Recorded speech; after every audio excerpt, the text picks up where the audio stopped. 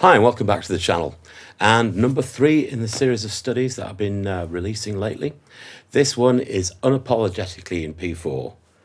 So if you've not tried P4, this is a great opportunity to get into it and see what the advantages are. For a lot of these sweep shapes we're really awkward in standard tuning and everything just hangs together better in P4. So here's the playthrough, and then after that I'm going to go through each of the shapes slowly, and then a walkthrough from beginning to end of the piece. As ever, there's the tab and the backing track in the description. Enjoy. Study number 3 is based on a single picking pattern, a sweep pattern that goes over 3 strings. So you're starting with 3 downstrokes, down, down, down, or a single motion eventually. And then the top note is played with an upstroke, and then repeated with a downstroke, so that you can then come back with 3 upstrokes. So it's completely circular once you get it going.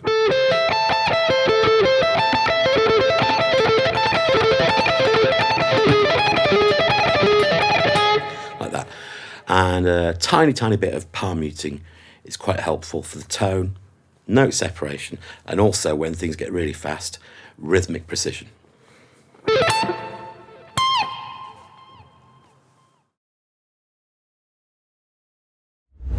So here are the inversions of A minor. The root position one, you're going to start with your 3rd finger on the 14th fret of the G string for an A, 2nd finger on the octave, 12th fret for a C, 1st finger on the 11th for an E. And you're going to reach up to the 16th for the octave A. Like that. And then moving to the first inversion, your 2nd finger on the 17th fret of the G string, and your 1st is going to roll over the 16th fret, and then reaching up for the C there with a little finger probably. And then the 2nd inversion appears down here, 2nd finger on the E of the G, 3rd finger on the A of the C string, so both on the 9th fret, 1st finger on the 7th fret for the C, little finger on the E there on the 11th.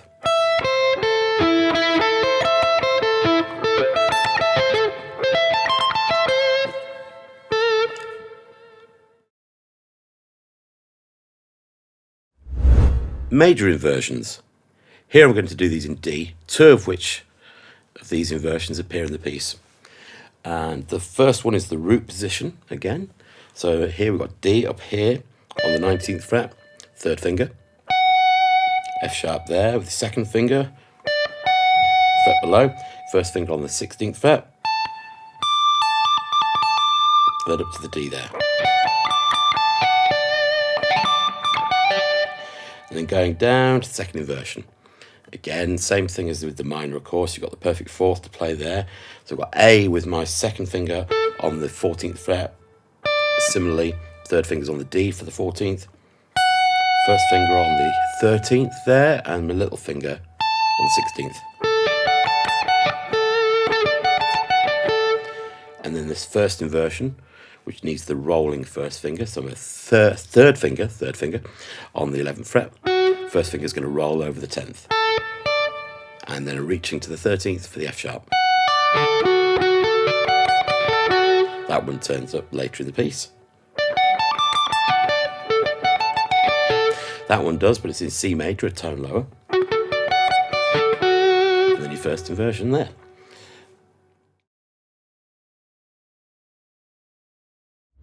Next up we have the dominant 7th arpeggios and the diminished arpeggios, which are just 1 fret away from each other, and again occur a lot in this little tune. So you're going to start for E7, you're going to start with your 3rd finger on the G sharp, so this is a 1st inversion, 3rd finger on the D, there on the 14th fret, 1st finger on the 11th for E, and then the E, G sharp again,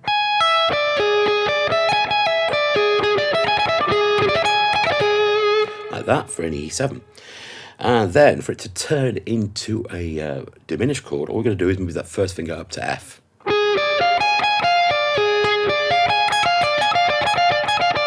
and that gives us D diminished. And that pops up all over the place in this piece. You've got like G7 here.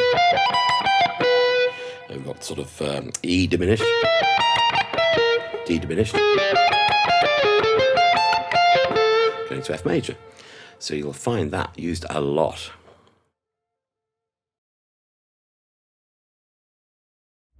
Study 3 starts with a big old flourish, A minor, then E7. You're going to slide to the E there, then does it again. Then you're going to move up to G7 and slide to the G. Then it's alternating A minor, E7.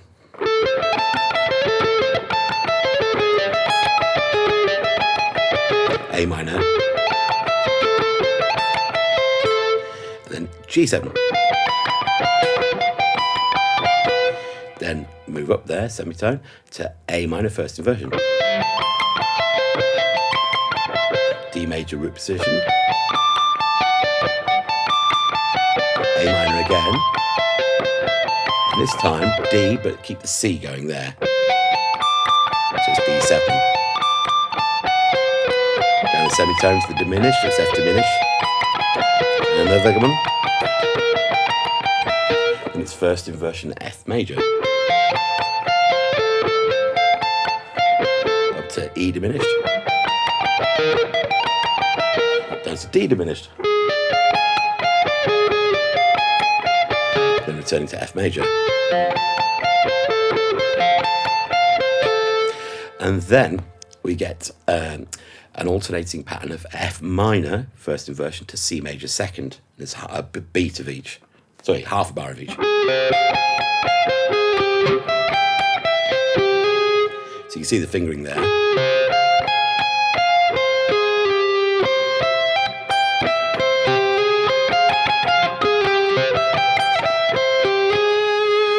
so. Sort of needs a bit of practice to get that smooth, but it's totally doable. And then we get F minor, yes, F minor C. F minor turns into E7, then back to A minor. E7 again. And this time the tritone moves down to there, and that gives us, well, it's strictly speaking a diminished, but it's implying A7.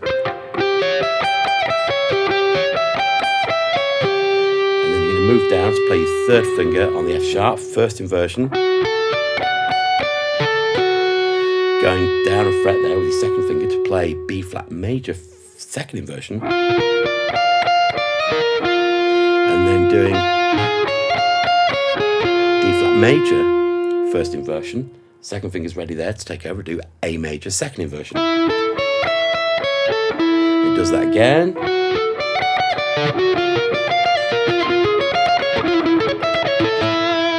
And then from A major, that turns into A minor, A flat major, and back again.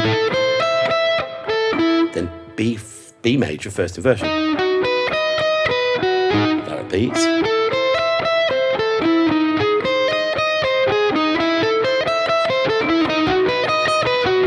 Then that leads to its 1 from the 5. E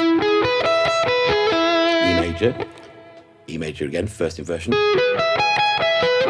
Then A major. Going over there with your second finger to play the second inversion. And then move down. Play the first inversion and then like that. Something like that. There you have it. Sweep study number 3 at hyperspeed. Good luck getting that fast, but if you can, tell me, I want to hear about it. As ever, subscribe, like, comment, share, all that good stuff, and see you on the next one.